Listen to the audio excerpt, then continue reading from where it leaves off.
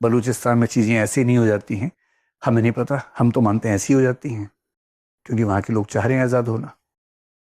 पर हमें पाकिस्तान के बारे में ठीक से पता है।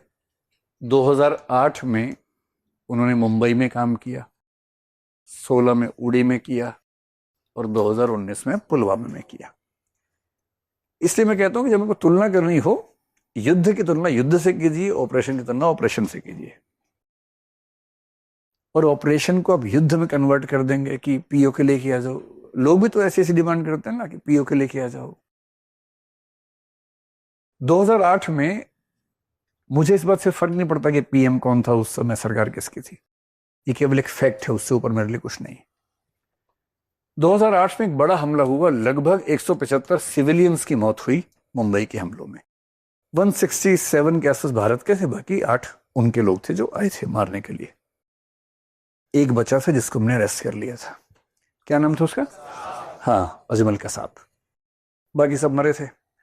तो उनको हटा के 166 के आसपास भारत के लोग थे। बहुत बड़ी बात थी।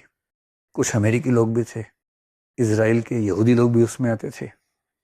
दुनिया भर में न्यूज़ बनी। अब भारत एक जिम्मेदार देश के रूप में बहुत प्रसिद्ध रहा है।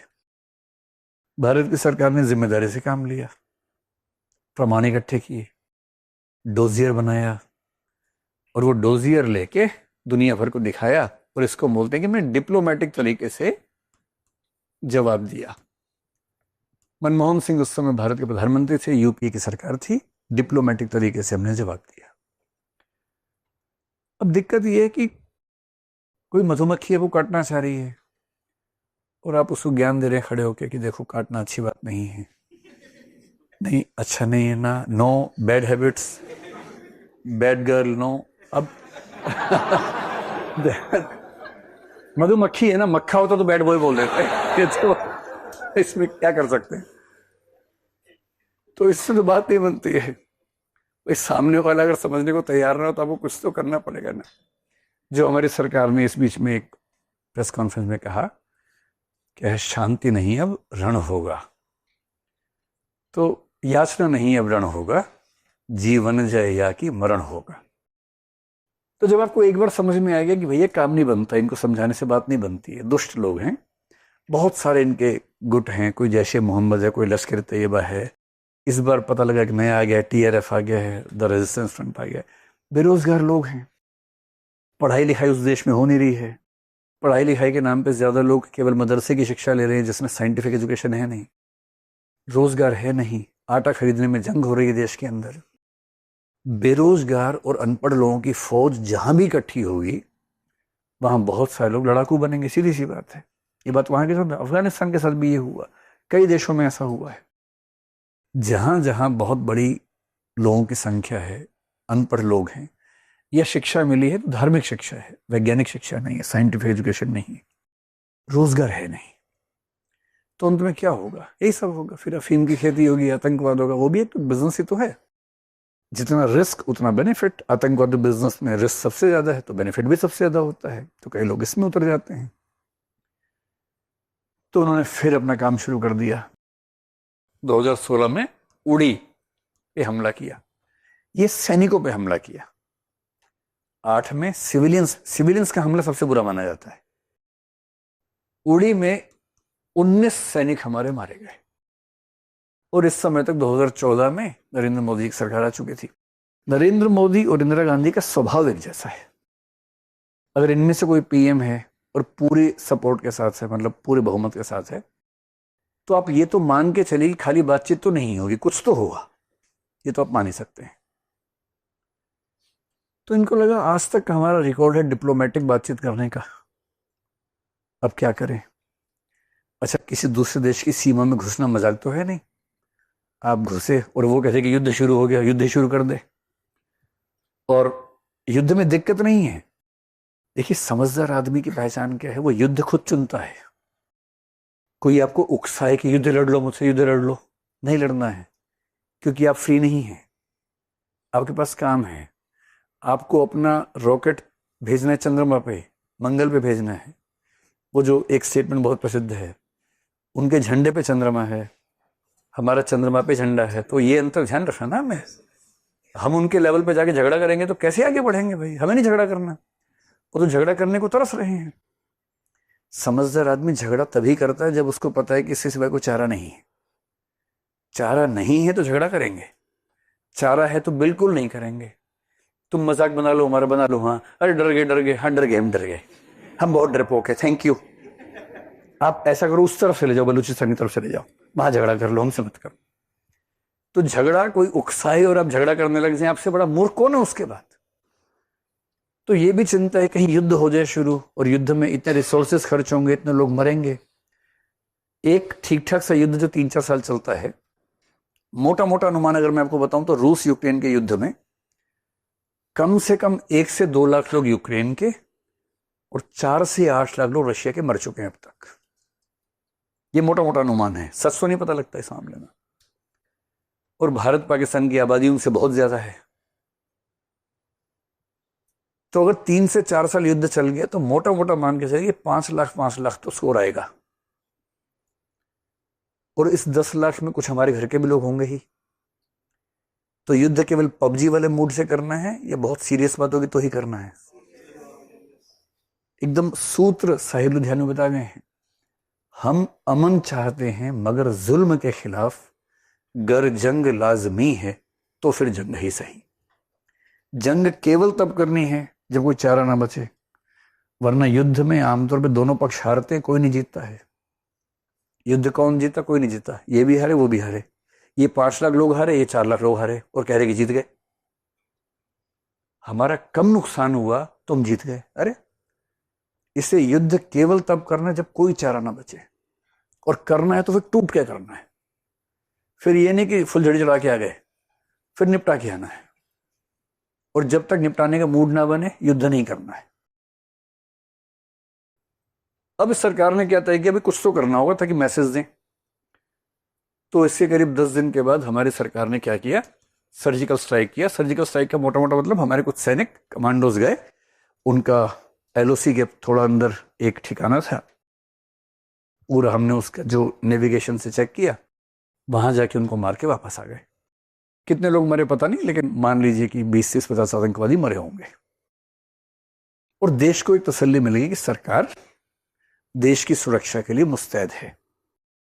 अच्छा, कोई सरकार कितनी भी तेज हो, आप इस छुपन छुपाई को रोक तो सकते नहीं। किसी देश के आतंकवादी संगठन रात दिन रिसर्च कर रहे हैं, काम कर रहे हैं, और छुपके के दुश्मनों को मार के आ रहे। आप ये जीरो तो कभी नहीं कर पाएंगे। आप ये कर सकते हैं कि ये करने की कीमत इतनी हो जाए कि लोग 10 बार सोचे करने से पहले। अब 2019 में फिर से कर बैठे। उनकी बहुत बड़ी गलती थी, 19 के इलेक्शन से 2 महीने पहले कर दिया। अगर वो मोदी जी को नहीं चाहते थे, इलेक्शन के बाद करते। पहले करोगे, वो एक्शन लेंगे तो जनता और समर्थन में आ जाएगी। तो पुलवामा में उन्होंने क्या किया, एक बस जो कि सीआरपीएफ की थी, 40 लोग हमारे अर्धसैनिक बलों के, पैरामिलिट्री फोर्स के मरे। उस बहुत बड़ा हादसा था। एक ही आदमी ने किया, अपनी कार में बहुत सारा क्या बोलेंगे एम्यूनेशन भरा और जाके टक्कर मार दी। अब ये तो बहुत बड़ी त्रासदी है। अब सरकार को क्लियर था कि जो पिछली बार किया उससे कुछ बड़ा करना होगा। पिछली बार हम केवल एलओसी के थोड़ा सा अंदर घुसे थे, पीओके के अंदर थे। आप समझते हैं ना एलओसी क्या है, पीओके उसके बाद मेन पाकिस्तान आता है। इस बार क्या किया, उनका एक प्रांत है खैबर पख्तूनवा। पाकिस्तान के 4 स्टेट्स हैं, खैबर पख्तूनवा हो गया, इधर पंजाब, बलूचिस्तान, सिंध। तो खैबर पख्तूनवा सबसे ऊपर जो नॉर्थ के साइड में है वो। उसके अंदर एक जगह थी बालाकोट, जहां एक टेररिस्ट कैंप था। आप कह सकते हैं कि हमारे बॉर्डर से लगभग 50 किलोमीटर के एरियल डिस्टेंस पे था। और अब भारत ने क्या किया, अपने हवाई जहाज भेजे, शायद 12 हवाई जहाज भेजे, और बालाकोट के टेररिस्ट कैंप पे बमबारी की। और भारत का मानना है कि वहां करीब 400 टेररिस्ट मरे थे। इनका तो तथ्य कभी सामने आता ही नहीं, एग्जैक्ट डिटेल्स आते नहीं है। भारत का मानना ये था। पिछले वीडियो रिकॉर्डिंग करवाना भूल गए थे तो लोगों ने कहा प्रमाण दो। इस बार सरकार ने वीडियो कैमरा साथ भेज दिया था कि भैया ठीक से पूरा विजुअल्स लेके आना, कलर्स भी लेके आना, ब्लैक एंड व्हाइट भी नहीं, कलर से साथ। अब ये कितना बड़ा स्टेप है। आप किसी देश के 50 किलोमीटर के अंदर, और ये पीओ के नहीं है, ये असली पाकिस्तान है, किसी देश की सीमा के अंदर एक टेररिस्ट कैंप पर हमला कर रहे हैं 12 विमानों के साथ, और 400 वहां के लोगों को मार दिया है। दम तो चाहिए इसके लिए, मजाक तो नहीं है। तो हमें ये लगा कि इसके बाद चीजें ठीक हो जानी चाहिए। हालांकि ये लगना मूर्खता है, जब भी आपको लगे, अगर अभी भी लग रहा है कि अब कुछ नहीं होगा तो भी ये भोलापन है। अब 2025 में जो घटना घटी है पहलगाम में, उसमें इन्होंने 26 सिविलियंस को मारा है। तो मैंने पहले कहा, सिविलियंस को मारना ज्यादा सीरियस बात है। सेना पैरामिलिट्री के बीच में झड़प होती है, वो बुरी बात है, लेकिन वो होता है देशों के बीच में, कभी कभी होता है। सिविलियंस को मारना ये बदतमीजी है। तो सीधी सी बात है कि इस पर एक्शन तो होना ही चाहिए था, और ये एक्सपेक्टेड था कि एक्शन थोड़ा ज्यादा बड़ा होना चाहिए। सरकार ने एक बार भी नहीं कहा कि हम युद्ध करने वाले हैं। वो तो लोग पबजी खेल रहे थे, उनको लगा कि हो ही जाए, मजा आ रहा है, थोड़ा और बढ़ाओ ना, ठीक माहौल बन रहा है अभी। इस बार 14 दिन लिए, फिर सरकार ने कहा कि अब हम सायरन खेलेंगे 2 दिन तक, सिविल डिफेंस। पाकिस्तान ने सोचा अच्छा सिविल डिफेंस अभी छुट्टी है हमारी, और उसी रात को अचानक कांड कर दिया। 7 मई की सुबह, यानी कि 6 मई की रात को, पहली बार एलओसी के नजदीक एक कैंप, दूसरी बार पाकिस्तान के अंदर 50 किलोमीटर दूर एक कैंप, इस बार 9 कैंप, जिनमें से कुछ पीओके में, कुछ पाकिस्तान के पंजाब में। और पंजाब में भी एक जगह नहीं, बहावलपुर में भी, मुरीदके में भी, और पीओके में भी एक जगह नहीं, मुजफ्फराबाद में भी, सियालकोट में भी। 9 जगहों पर एक साथ। और रोचक बात क्या है, इस बार विमान पाकिस्तान के अंदर नहीं गए, भारत की सीमा में रह के मारा है। आप मिलिट्री एडवांसमेंट समझ पा रहे हैं इसके पीछे, जिसको आजकल हम बोलते हैं एआई ड्रिवन जो वॉरफेयर है। मिसाइल्स हम छोड़ रहे हैं यहां से, जो 50, 80, 100 किलोमीटर दूर जाके मार रही हैं, एक बड़े इलाके के बीच में ठीक उसी घर पे मार रही हैं जहां हमें मारना है।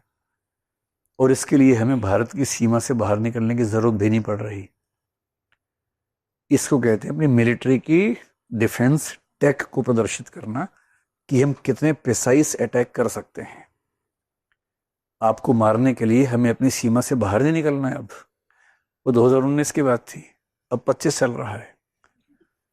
25 में आपको मारने के लिए अपने घर के अंदर से ही मार देंगे हम आपको, बहुत दूर नहीं जाना है। और एकदम एग्जैक्ट उस लोकेशन पे अटैक। सरकार का कहना है कि 100 से ऊपर आतंकवादी मरे हैं। मैं तो चाहता हूं कि आतंकवादी कोई भी ना बचे, जितने भी मरे। और उसके तुरंत बाद हमारी स्टेटमेंट क्या आई, जो लोग कह रहे हैं, लोग भी इतने प्यारे हैं, पहले बोल रहे थे कि कब करोगे, कब करोगे, कब करोगे, कब करोगे, 10 दिन हो गए, कब करोगे। जैसे ही हमला किया तो उसके बाद क्या है, D escalate, D escalate, D escalate, थोड़ा और बड़ा, से नो टू वॉर, से नो टू वॉर। एक ही इंसान तीनों टैग चला रहा था सोशल मीडिया पे। गिरगिट भी शर्मा जाएगी जब आप इस तरह से रंग बदलेंगे अपना। अरे भाई, एक स्टैंड पे कायम रहो। सरकार का स्टैंड बड़ा क्लियर था डे 1 पे। 3 शब्दों का इस्तेमाल किया कि जो हमने अटैक्स किए हैं, नंबर 1 फोकस्ड हैं, मेजर्ड हैं। यानी एक तो हमने फोकस किया एग्जैक्टली कहां मारना है, कितना मारना है, उतना ही भेजा है बम। अगर 1.5 किलो बम चाहिए, 1.5 किलो ही भेजा है, एक्स्ट्रा नहीं भेजा है, मेजर करके भेजा है। और तीसरा शब्द क्या बोला, नॉन एस्केलेटरी। हमला करने के 10 मिनट के बाद ये स्टेटमेंट आ गई कि हमने focused, measured, non escalatory attack किया है। नॉन एस्केलेटरी का मतलब क्या होता है, बढ़ाना नहीं है। हमारा काम हो गया, आपने हमारे कुछ लोगों को मारा और हमने उन सारे आतंकवादी कैंपों पे हमला कर दिया। जो 100-150 लोग मरे होंगे, हमारा हिसाब बराबर हो गया फिलहाल। और हमने साथ में ये दिखा दिया कि हम आपके घर के अंदर एग्जैक्ट वहां हमला कर सकते हैं बिना अपना देश छोड़े। पिछली बार हमारा एक पायलट वहां गिर गया था, फिर उसको कूटनीति से, डिप्लोमेसी से हम लेके आ गए थे। इस बार तो वो नौबत ही नहीं है, क्योंकि वो जाएगा ही नहीं, उसको जरूरत है क्या उस चीज की। अब ड्रोन्स के हमले उनके भी हो रहे हैं, हमारे भी हो रहे हैं। युद्ध का तरीका ही बदल गया है पूरी तरह से। और हमने शुरू में कह दिया कि non escalatory from our side, हम नहीं बढ़ाएंगे, पर तुम बढ़ाओगे तो जवाब देंगे, जितना बढ़ाओगे उतना जवाब देंगे।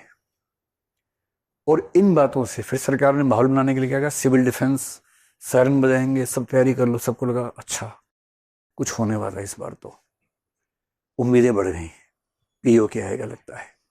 सरकार नहीं कह रही है, सरकार केवल कह रही है कि उस मूर्ख का भरोसा नहीं है, हमने तो केवल इतना किया, क्या पता क्या फेंक दे, किसको लग जाए, तैयार रहो सब लोग। मीडिया की बातें सुन के लोगों ने एज्यूम कर लिया कि इस बार तो पीओके आके रहेगा, और सब इस मूड में है कि बस मोदी जी इस बार रुकना नहीं है। पर मोदी जी मन में सोच रहे हैं, भाई तुम 1971 से तुलना कर रहे हो, जब 7 से 8 महीने की तैयारी थी, और हमें कह रहे हो कि 14 दिनों में काम निपटा दें। वाह, युद्ध ऐसे होते हैं। 14 डेज के टाइम में युद्ध शुरू हो गया। और ये अमेरिका वियतनाम का मामला भी नहीं है कि आप समझे सामने वाला कमजोर है। आपके सामने जो देश है उसके पक्ष में चीन भी खड़ा हुआ है, उसके पक्ष में अमेरिका भी अक्सर रहता है। यूएसएसआर अभी आपके पक्ष में उस तरह से नहीं है, 25 साल की संधि खत्म हो चुकी है। 1969 में यूएसएसआर चीन पे न्यूक्लियर अटैक करने वाला था, 69 में। इतनी नाराजगी थी दोनों देशों में, इसलिए 71 में उसको भी दिक्कत नहीं थी कि चीन बीच में आएगा, चीन से उसकी दुश्मनी थी उस समय। और 2014 से यूएसएसआर और रशिया और चाइना, इनके बीच में स्ट्रेटेजिक टॉक्स और फ्रेंडशिप हो चुकी है। आज की दुनिया में दो ताकत नहीं है, बाइपोलर नहीं है, मल्टीपोलर वर्ल्ड है। चीन अलग ताकत है, रशिया अलग ताकत है, अमेरिका अलग ताकत है, यूरोप में है, इजराइल एक ताकत है, भारत एक ताकत है। सबके सबके साथ संबंध अलग अलग है। पाकिस्तान के पास एक इक्का क्या है उसका, मैं मुस्लिम देश हूं, सारे मुस्लिम देश मेरे साथ होने चाहिए। बेशक ना हो, कम से कम एक बात कहने को तो है ही उसके पास। अमेरिका उसका साथ आमतौर पर देता है, इस बार भी हमने देखा दिया ही है। चाइना एकदम साथ में खड़ा हुआ है। यूएसएसआर हमारे साथ नहीं खड़ा है, क्योंकि यूएसएसआर और यूक्रेन, इसमें सॉरी रशिया को मैं बार बार ये बोल रहा हूं, रशिया और यूक्रेन के युद्ध में हमने रशिया का खुल के सपोर्ट नहीं किया, हमने बैलेंस बनाया। तो इस बार उसने बैलेंस बना लिया। अच्छी अच्छी बातें हमने की, दूसरे भी कर दी कि हाँ हाँ ध्यान से है ना, ज्यादा नहीं, साथ नहीं दिया। इजराइल ठीक ठाक साथ दे रहा है, पर उसकी हमें उतनी जरूरत नहीं है, कितना वहां से क्या होगा।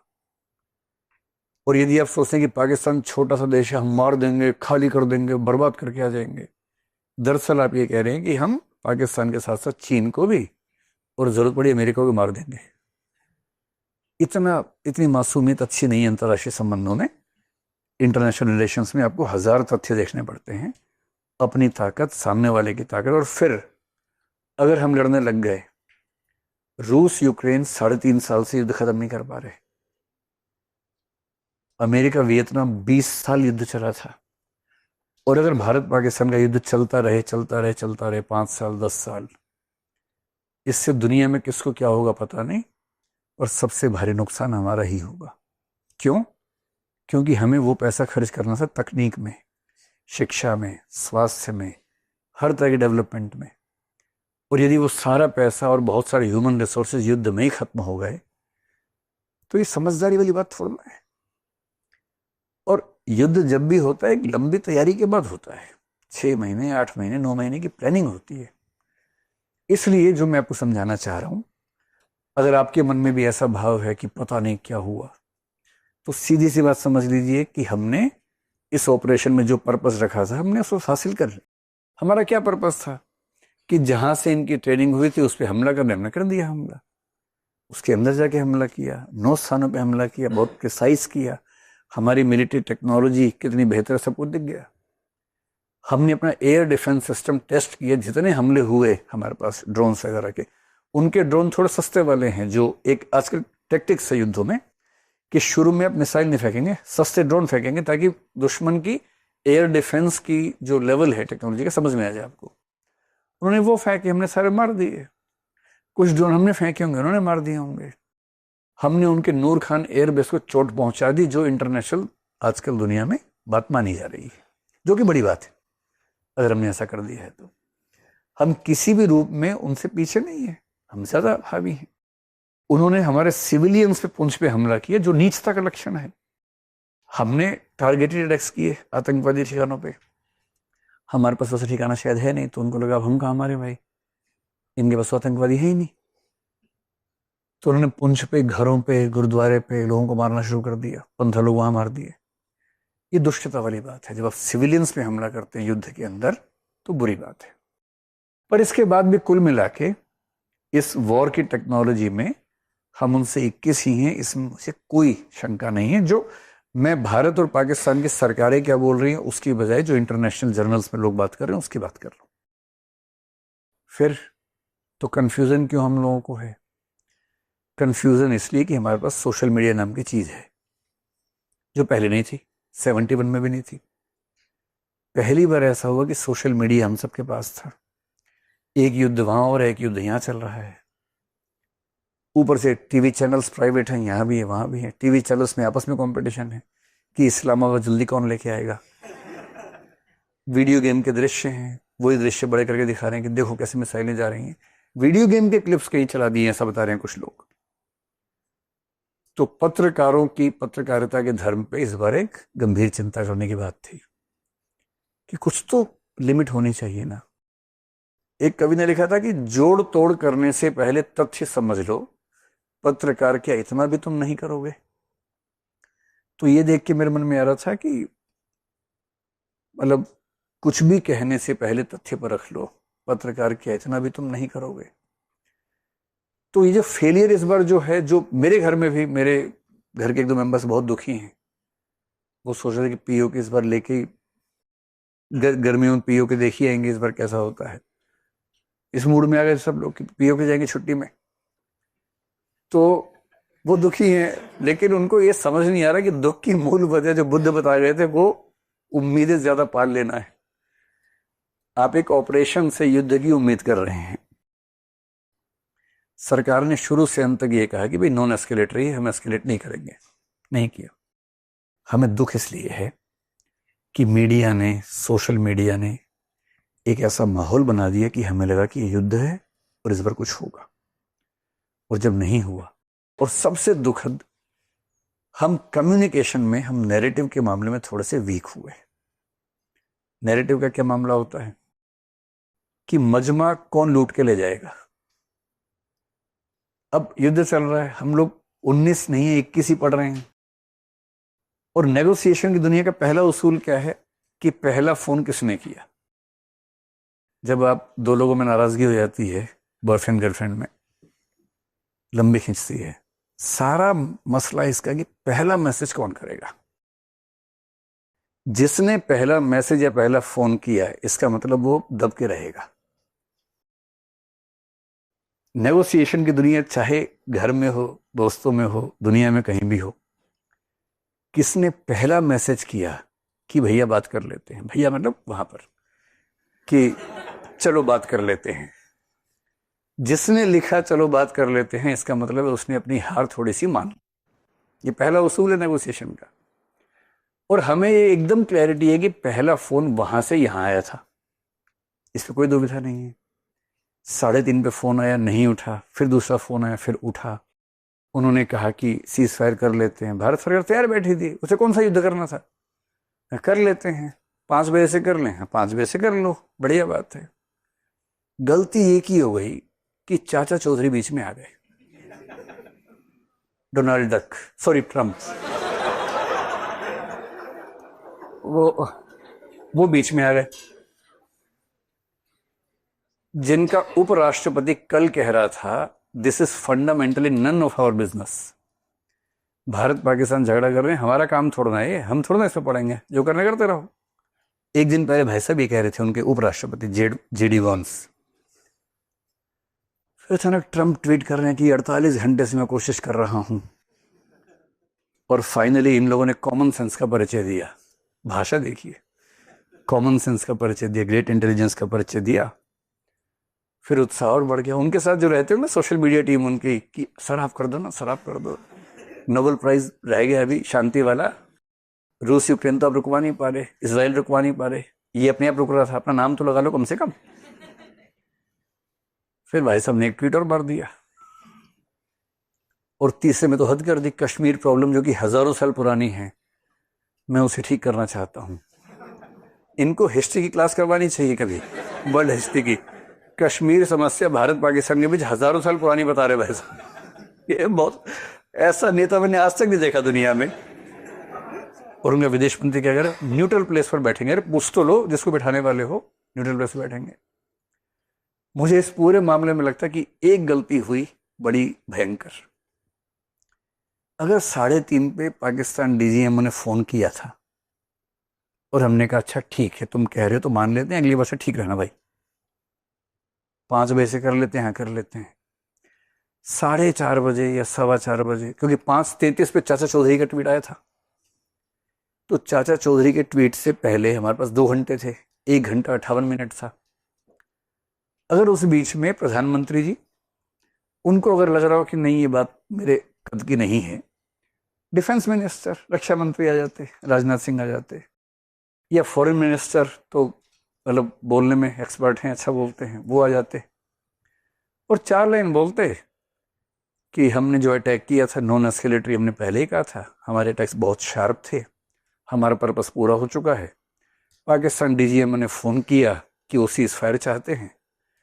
दुनिया के कई देशों ने हमसे रिक्वेस्ट की है कि युद्ध आगे बढ़ाना ठीक नहीं है, तो हमने इस सबको देखते हुए तय किया है कि फिलहाल हम युद्ध विराम कर रहे हैं, लेकिन इस बात से तय करेंगे कि उनका आगे का रिस्पॉन्स कैसा रहता है। 5 बजे से फिलहाल युद्ध स्थगित कर रहे हैं।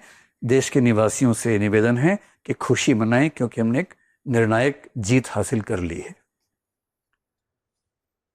मजा आ जाता लोगों को। लोग बम पटाखे छोड़ते, फुलझड़ी छोड़ते, स्कूटर पर निकल जाते बम बम बम करते हुए। अब लोग समझ नहीं पा रहे, 5:33 पे अचानक चौधरी जी का ट्वीट आया कि मैंने रुकवा दिया है। लोग भरोसा नहीं कर रहे। हमारे पास किसी फोटो भेज, लोग नहीं मजाक चल रहा है, ये नहीं हो सकता, तो मजाक चल रहा है। उधर पाकिस्तान के पीएम ने कर दी प्रेस कॉन्फ्रेंस, और सबका धन्यवाद, कि ट्रंप जी का धन्यवाद, चीन जी का धन्यवाद, इनका धन्यवाद, उनका धन्यवाद, सबका धन्यवाद, और हमने बहुत मुंह तोड़ जवाब दिया और आप सबने हमारा साथ दिया। पाकिस्तान के लोग मस्त हैं एकदम, पता कुछ नहीं जनता को क्या हुआ है, बस उनके पीएम ने सामने के बोल दिया कि हम जीत गए। लोगों ने कहा अच्छा जीत गए, जीत गए होंगे, और बम पटाखे छोड़ने शुरू कर दिए। तो ये है कि नैरेटिव वाले वॉर में शायद हम थोड़ा सा कमजोर रहे। इसलिए कल को अगर आप आईएएस बने और आपके रक्षा मंत्री या सूचना मंत्री रहते हुए युद्ध हो, तो नैरेटिव के युद्ध में अगली बार थोड़ा और मजबूत रहना है, और जनता को खुश होने का मौका मिलना चाहिए ना भाई। जब आप हर मामले में 21 थे, 1 घंटा देरी करने की वजह से फिर आप डीजीएमओ से करवा रहे हैं प्रेस कॉन्फ्रेंस। उस समय तो प्रेस कॉन्फ्रेंस होनी चाहिए किसी टॉप लीडर के माध्यम से, जिस पे जनता भरोसा करती है। इतना सा चेंज होता तो मेरा ख्याल है कि मामला बहुत बेहतर होता। मैं तो खैर अभी भी खुश हूं, मुझे उन छोटी खुशियों से बहुत उम्मीद नहीं होती। आप भी यूपीएससी के लिए पढ़ते हैं, आप भी इन बातों को समझते हैं, लेकिन आम आदमी को चाहिए होता है इमोशनल सेटिस्फेक्शन, कि हमारे पीएम ने या रक्षा मंत्री या विदेश मंत्री ने सामने आके कहा कि हम जीत गए हैं, तो हम जीत गए हैं। और पीओ के तो देशों का इतिहास कुछ दिनों का थोड़ा ना होता है, जैसे हमारा इतिहास 70-80 साल का होता है, देशों का हजारों सालों का होता है। 1971 में एक मौका आया था, कभी और भी आएगा, जब आएगा ले लेंगे। तब तक बलूचिस्तान में से घोषणा कर ही चुका है कुछ दिन पहले, चल रहा है। सबके अपने अपने युद्ध हैं, वो भी लड़ेंगे, हम भी लड़ेंगे। तो सारी बात का सार ये कि जब भी ऐसा मसला हो, सारे पक्षों को इतिहास को ठीक से देखना है। किसी पार्टी विशेष के पक्ष विपक्ष में होके अपने तर्क नहीं गढ़ने हैं, नारे लगाने हैं। उस समय इंदिरा गांधी थी, कमाल के पीएम थे। इस समय मोदी जी कमाल के पीएम है। कोई और होता वो भी कमाल का होता। देश का मामला है, देश के मामले में तथ्यों को ठीक से समझना है, और हम कुल मिला के बेहतर स्थिति में हैं, किसी भी रूप में कमजोर नहीं है। तो ना कंफ्यूज रहना है, ना दुखी रहना है। हमने एक बड़ा मुकाम हासिल किया, ये मान के खुश रहना है। ठीक है, चलिए अभी यह समाप्त करते हैं और फिर किस दिन फिर से बैठेंगे हम लोग। Thank you.